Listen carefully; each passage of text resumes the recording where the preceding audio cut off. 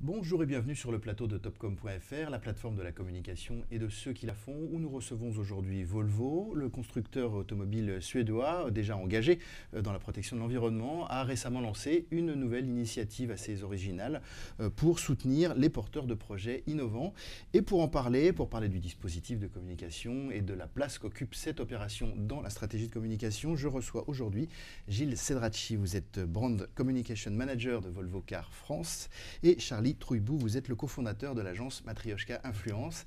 Bonjour à tous les deux. Bonjour. Merci d'avoir accepté notre invitation. On commence bien entendu par parler déjà un petit peu de Volvo. Aujourd'hui, on connaît tous cette marque, mais sur le marché français et même au-delà, sur le marché mondial, où en est-elle exactement ?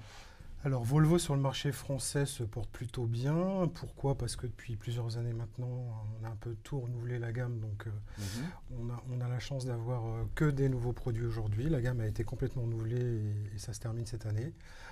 En termes de résultats, ça se porte très bien aussi dans un marché qui est un peu difficile aujourd'hui. Un marché qui fait à peu près -3, qui a fait -3 là, ces 2 derniers mois. Là, on parle du marché français ou du marché... Au marché français. Ouais, marché français, on arrive à faire un +13. Donc ah oui, donc c'est plutôt content, mal, ouais. mais encore une fois, de par le changement complet de la gamme et des produits. D'accord. Alors ce marché, vous le dites, il est en léger déclin. Il se porte encore quand même globalement à peu près bien, j'ai l'impression. Oui, Ouais. c'est difficile. Il y a des incertitudes. Il y a aussi le marché il est très bousculé aujourd'hui avec toutes les nouvelles technologies qui arrivent, l'hybridation, l'électrique. Et c'est une vraie révolution pour toutes les marques. Et puis j'imagine aussi justement toute ce vent un peu de protection de l'environnement, cette prise de conscience sur... encore plus, oui, bien sûr, oui. La lutte contre le réchauffement climatique.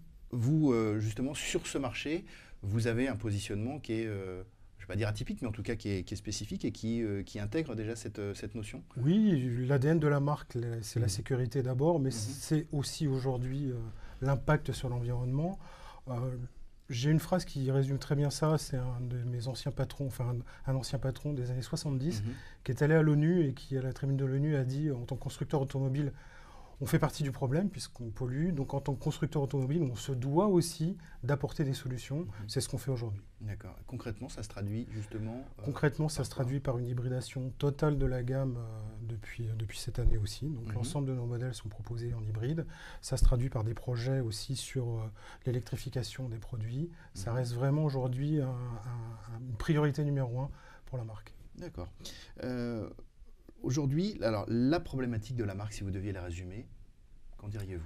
La problématique de la marque, c'est arriver à faire comprendre aux Français que cette marque de voitures suédoise très connue et qui a une belle notoriété fait aujourd'hui des voitures qui sont très jolies par rapport à il y a des années où c'était des gros chars bien carrés. Oui. Voilà, c'est plus du tout le cas maintenant. Le design a été complètement refait. Elles sont modernes et élégantes. Cette problématique, finalement, c'est une problématique franco-française ou est-ce qu'on la retrouve sur d'autres marchés ? C'est pratiquement sur tous les marchés européens. Ouais. Pratiquement, on a tous, quand on se parle entre collègues européens, on va dire, on a tous cette même interrogation et ce même problème de la notoriété, ça va, c'est juste la perception de la marque aujourd'hui. En termes de notoriété, justement, elle en est où, la marque ? Vous avez les chiffres ? Alors, assistée, elle est très forte, elle doit tourner aux alentours de 95%. Non assisté, c'est beaucoup plus difficile. Ouais. On ne ressort pas aujourd'hui, mais c'est logique, on fait pas encore 1% de part de marché sur le marché français. Oui, sur le marché français, vous êtes un petit acteur. On est un petit constructeur, on est arrivé à 0,88 au mois d'août, en cumulé. On devrait, normalement, notre objectif cette année, c'est de finir à 1% de part de marché, ce qui n'est pas arrivé depuis des décennies. D'accord. On se voit aujourd'hui pour parler d'une initiative donc plus centrée cette fois-ci vraiment sur le soutien à la protection de l'environnement. Cette initiative dont on va parler, elle s'intègre en fait dans une démarche qui est déjà une démarche globale et ancienne chez Volvo. Est-ce qu'on peut en parler un petit peu ? Oui, je le disais, c'est vraiment la sécurité et l'ADN, mais aujourd'hui la protection de l'environnement et la mutation de l'automobile. Notre patron actuel, je parlais de notre patron des années 70, mais notre patron actuel, aujourd'hui, pour lui, on doit se transformer de constructeur automobile en fournisseur de mobilité. D'accord. Donc la consommation de l'automobile en elle-même va changer dans les années à venir. Vous ne consommerez plus l'automobile comme on la consommait il y a 10 ans. on se contentera plus, c'est plus acheter une voiture et la posséder. Il y a des tas aujourd'hui, il y aura des tas d'opportunités de consommer l'automobile différemment, que vous la louiez, que vous l'empruntiez, que vous la partagiez. Voilà, c'est vraiment toutes les formes de mobilité, y compris pour vous aider à aller d'un point A à un point B, mais aussi pour faire différents parcours. Enfin, il y a vraiment une mutation. Pardon, si tu peux me permettre, ce qui est intéressant et fascinant, même chez Volvo, c'est qu'on n'est pas simplement sur le développement durable, qui est finalement un prérequis pour l'ensemble des constructeurs automobiles aujourd'hui, mais on est aussi sur deux items supplémentaires. Le premier, c'est celui de la safety et de la sécurité, qui fait quand même, c'est la marque qui a inventé la ceinture à 3 points, qui l'a même ouvert au marché d'un point de vue propriété intellectuelle. Qui n'a pas déposé le brevet. Qui n'a pas déposé le brevet. Donc il y a ce pilier-là qui est fondamental, et il y a aussi ce pilier de la personnalisation où la marque essaie de promouvoir des solutions qui soient personnalisées en fonction des contextes de chacun. Et c'est ça qui est assez aussi motivant quand on travaille sur un sujet tel que celui de Volvo. D'accord. Cette démarche, elle se traduit par ce dont vous venez de parler, elle se traduit aussi en communication, j'imagine, par une manière d'aborder les sujets. Oui, aujourd'hui, enfin depuis déjà quelques temps, c'est vrai qu'on a commencé l'année avec des prises de parole Monde qui parlaient de la mobilité, qui parlaient de la sécurité. On a eu la première phase en début d'année avec un projet qui s'appelait projet EVA, qui était dans la même démarche que la ceinture de sécurité à 3 points, c'est-à-dire ouvrir. Aujourd'hui, non, depuis des années en Suède, à chaque accident qui implique une Volvo, des ingénieurs Volvo allaient sur les lieux pour prendre les mesures, pour voir comment ça s'était passé, etc. Donc on a une base de données colossale. Et cette année, donc, on l'a ouvert, cette base de données, à l'ensemble du monde automobile en disant puisez les informations qui peuvent vous intéresser. Voilà, c'était une façon de communiquer, mais il y a aussi une façon de communiquer comme on le fait actuellement en télévision, où on est sponsor d'un programme sur l'environnement sur France Télévisions. Et là aussi, c'est pareil, on présente l'ensemble de la gamme hybride. Aujourd'hui, ça veut dire que quand on est un constructeur automobile et qu'on prend la parole en publicité, finalement, c'est plus principal, enfin, c'est plus directement ou frontalement pour vendre une voiture, en fait. On vend autre chose. Oui. Non, mais je sais, c'est très dur, c'est très particulier à dire, mais c'est le cas, oui, aujourd'hui, que ce soit pour prendre la parole en publicité comme dans plein d'autres occasions. Et c'est vrai qu'avec Matryoshka, c'est ce qu'on n'hésite pas à faire non plus, en disant sur le Light in the Way, le projet Light in the Way, on est capable, nous, en tant que constructeur, de dire on n'a pas de problème si on ne fait pas avoir une voiture. Ce qu'on veut, c'est encore une fois passer ce message qui est l'automobile autrement. D'accord. Ce projet justement, Light in the Way, est-ce qu'on peut en parler un petit peu? Oui, absolument. Alors il est né suite à un brief évidemment de Volvo qui était sur cet item de comment renforcer l'attractivité de la marque. Donc avec ce contexte propre à la marque qui est de devenir fournisseur de mobilité, une mobilité plus respectueuse de l'environnement, plus sûre et plus personnalisée. Et donc nous est venue l'idée de proposer un dispositif qui s'appelle Lighting the Way, mais en fait Lighting the Way, pardon, je rétropédale un peu, c'est une démarche qui existe déjà depuis 12 ans chez Volvo, qui ont été initiés en 2018. Et donc on a réinventé l'initiative de 2018 en version 2019 avec l'idée c'est de promouvoir, d'encourager, de donner vie à des projets qui ont trait à le fait de proposer une nouvelle manière de se mouvoir, une manière plus respectueuse de l'environnement de chacun. Et donc concrètement, Lighting the Way, c'est quoi cette année? C'est un partenariat avec Ulule, qui est la plateforme de crowdfunding française que tout le monde connaît. Et tous les Français qui ont en tête une idée de mobilité qui répond aux critères que l'on vient d'évoquer peut postuler, et Volvo ainsi que les équipes Ulule et nous-mêmes d'ailleurs allons sélectionner les projets qui nous semblent les plus innovants, les plus humains aussi, parce que Volvo c'est avant tout une marque qui est centrée sur l'humain. Donc voilà, on va sélectionner chaque mois un projet de mobilité qui nous semble particulièrement singulier, et l'idée c'est de fournir à ces porteurs de projets un accompagnement. Donc bien évidemment, les équipes Ulule vont les aider à créer ce qu'on appelle des campagnes sur le site, donc vraiment des campagnes qui sont liées, qui vont encourager les Français à contribuer financièrement au projet. Volvo, donc là, on est en amont, on est au tout début de la démarche. Exactement, exactement. Volvo en parallèle, pour chaque euro entre guillemets donné par par les Français, Volvo contribue à 1 euro supplémentaire à hauteur de 2 000 euros. Donc, durant l'année, on aura 5 projets qui vont être comme ça sélectionnés par Volvo. Et puis, comme je le disais tout à l'heure, Volvo est une marque qui est centrée sur l'humain et centrée aussi en communication sur sa communauté. À la fin de l'année, on va proposer à l'ensemble des membres de notre communauté digitale d'élire un projet coup de cœur et ce projet aura un financement supplémentaire à hauteur de 3 000 euros. Voilà. D'accord. Cette opération, elle a été lancée quand exactement? Avant l'été. Juste avant l'été? Au mois de juin. D'accord. Alors, du coup, c'est assez récent. Enfin, on a du coup un peu plus de 2 mois, on va dire, presque 3 mois peut-être depuis ce lancement. Est-ce que vous avez déjà des premiers résultats, des premières tendances? Alors oui. L'initiative est-elle perçue et qu'est-ce qui en ressort finalement? Concrètement, on a plus d'une trentaine de personnes qui ont déposé leur projet, ce qui est quand même assez incroyable, parce qu'on parle quand même d'un sujet assez spécifique. Et voilà, donc, et les gens qui déposent leur projet sont des gens qui ont vraiment mûri leur projet. Donc c'est très gratifiant de voir que finalement, on peut aussi motiver autant de Français.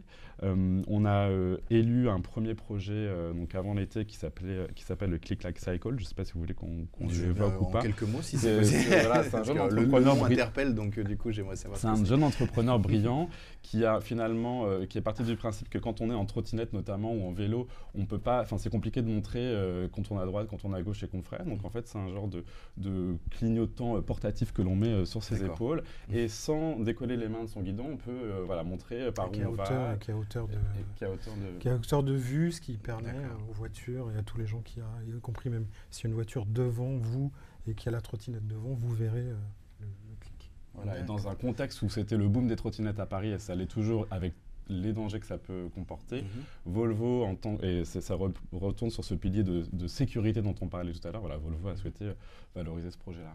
Donc voilà, un premier, donc 30 personnes qui ont déposé leur projet, ce projet qui nous semblait aussi assez singulier. Sans mauvais jeu de mots, ça cliquait et l'environnement. Ça cliquait et la sécurité et la technologie et voilà, donc c'était ça qui nous servait. On est sûr, donc on l'a dit 5 projets par an, c'est ça? Ouais. Voilà, d'ici la fin de l'année. Et ce premier projet, d'ailleurs, pour finir avec celui-ci, il a obtenu il a dépassé de 7% les objectifs de financement qu'ils avaient, notamment grâce à la valorisation aussi que Volvo a fait autour de ce projet-là. Alors justement, vous parlez de valorisation, c'est très bien. Comment faites-vous la promotion de cette initiative? Alors, il y a plusieurs piliers. Le premier pilier, c'est les relations presse. Vous connaissez bien, vous êtes journaliste. Donc, notre job, c'est de promouvoir cette initiative auprès des journalistes, surtout de la presse, des médias sociétaux, parce qu'on dit quelque chose de la société aussi quand Volvo fait ça. Un autre pilier, c'est plus le pilier d'achat média. Donc, on est en partenariat avec le HuffPost, qui est un média qui nous semblait par son ADN et par les valeurs qu'on essaie de promouvoir à travers cette campagne collait parfaitement. Donc le HuffPost aussi relaie de manière régulière les news et puis bien évidemment les réseaux sociaux de Volvo qui se font l'écho de ce dispositif. D'accord. Juste réseaux sociaux, aujourd'hui, Volvo sur les réseaux sociaux, ça donne quoi? Est-ce que vous êtes sur tous les réseaux? Est-ce que vous avez un ou 2 réseaux de prédilection sur lesquels? Non, on est sur les réseaux classiques comme tous les autres constructeurs, Facebook, Twitter, Instagram, voilà. On se doit d'y être de toute façon, mais c'est logique. Et par rapport à ce qu'on fait et par rapport à ce qu'on raconte et par rapport aux histoires qu'on raconte, ça entretient justement la communauté et ça entretient aussi les échanges comme ça sur les actions que la marque peut faire. Alors, concrètement, une opération, une initiative comme celle-ci, qu'est-ce que vous en attendez en fait? Qu'est-ce qu'elle est censée vraiment apporter à la marque Volvo? Encore une fois, c'est ce nouveau regard sur la marque. C'est sortir d'un constructeur automobile froid qui produit juste des carrosseries et des moteurs vers un constructeur automobile, encore une fois, qui, lui, a une démarche un peu plus citoyenne, je dirais, même si c'est un peu fort, mais en tout cas une démarche sur le fait qu'on consommera de toute façon l'automobile différemment. Donc, comme le disait aussi Charlie, c'est vrai que nos deux pères fondateurs suédois ont toujours dit ce qui se passe, tout tourne autour de l'humain. Nos voitures sont vraiment créées, je dirais, il y a des constructeurs qui vont vous créer un produit, qui vont essayer de vous faire rentrer dedans. L'ADN de la marque Volvo, c'est je mets l'humain et je tourne autour et c'est ce qui se passe autour qui fera que... voilà, c'est quelque chose de complètement logique. Il y a, j'imagine aussi, on travaille la préférence de marque avec une initiative comme celle-ci. Tout à fait, oui. Ouais. On est regardé différemment aussi. Lighting the Way, c'est la suite aussi d'un hackathon qu'on a fait chez Station F l'année dernière, qui était aussi sur le même principe. Hein. L'idée, c'était aussi de promouvoir un projet sur la mobilité. On avait ouvert, c'était un truc assez passionnant parce qu'on a fait une nuit d'hackathon avec tous ces projets-là. Mais c'est pareil, c'est encore une fois sur le fait que ça rejaillit sur la marque, on nous regarde différemment parce que c'est pas juste un produit qui fait vroom vroom et qui roule. C'est autre chose. Le hackathon, donc là, c'était l'année dernière. Cette année, on est donc sur cette nouvelle manière d'aborder le sujet. Est-ce que ça veut dire que l'année prochaine, on passe à autre chose, ou est-ce que là, vous venez de lancer quelque part vous venez de passer à une nouvelle étape qui fait que l'année prochaine et l'année d'après, on aura toujours ces projets qui seront soutenus, ou est-ce que c'est juste pour finalement cette année que vous faites ça et qu'après vous passerez à autre chose? Alors, c'est une bonne question. On n'est pas encore complètement décidé sur l'année prochaine. En tout cas, une chose est sûre, c'est qu'on a parlé sécurité, comme je le disais, en début d'année. On va là, en ce moment, prendre la parole. On va continuer à prendre la parole sur l'environnement et sur l'impact de l'environnement et sur la limitation qu'on peut avoir, nous, en tant que constructeurs automobiles. Et ça sera une des actualités, des grosses actualités l'année prochaine aussi. Donc, probablement qu'on travaillera de la même façon, en tout cas, sur des mêmes projets. Après, est-ce qu'on refera un copier-coller de Lighting the Way, on verra. On a fait un hackathon l'année dernière, on fait un Lighting the Way cette année. L'idée sera de toute façon toujours là, à savoir, encore une fois, positionner la marque sur une façon différente que d'amener l'automobile. On est sur des... Pardon, excusez-moi. Shifter les perceptions d'une marque, ça ne se fait pas en 6 mois, en un an. Donc c'est sûr que l'année prochaine, j'imagine que Volvo sera encore centré sur ça. Et on continue, enfin, ça va continuer comme ça. Et les prises de parole, même marques internationales, vont être dans ce sens-là. D'accord. On est sur des initiatives franco-françaises, ou est-ce que dans les autres pays, ça se passe pareil? Je dirais que l'étincelle vient du siège, comme je le disais là, cette année, à plus forte raison cette année, le respect de l'environnement, ça vient du siège. Après, non, ce ne sont que des initiatives locales. Chaque pays fait Chaque comme pays il est veut. maître de ces initiatives. Tout à fait. Même si, oui, tous les pays aujourd'hui, enfin tous les marchés européens sont... Enfin, le marché européen et même le marché US fait aussi dans ce sens, va aussi dans ce sens. Très bien. Écoutez, je vous remercie d'avoir répondu à mes questions. Et moi, je vous dis à bientôt sur topcom.fr.